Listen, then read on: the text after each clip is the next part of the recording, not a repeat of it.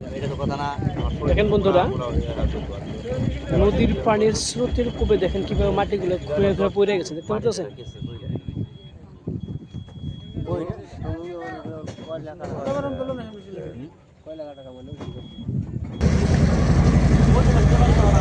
দেখেন বন্ধুরা, জঙ্গলের মাঝখানে ছোট্ট একটা ঘর দেখতে পাচ্ছেন।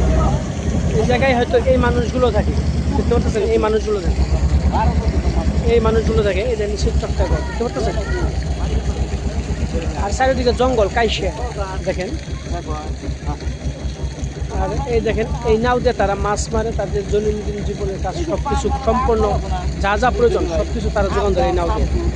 দেখেন ছোট্ট একটা ঘর। এই নদীর সাথে এদের প্রায় হাজার হাজার বছর ধরে সম্পর্ক।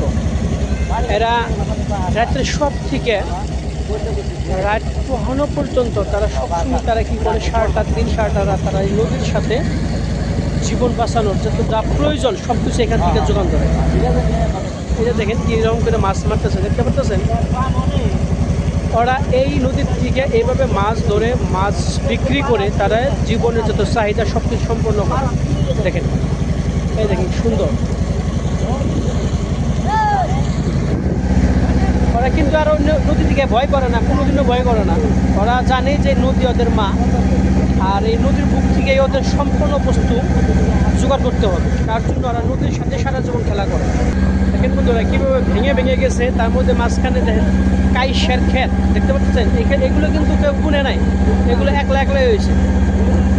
এই দেখেন এই দমসি চাষ দেখতে পাচ্ছেন, এগুলো কিন্তু মানুষও করছে।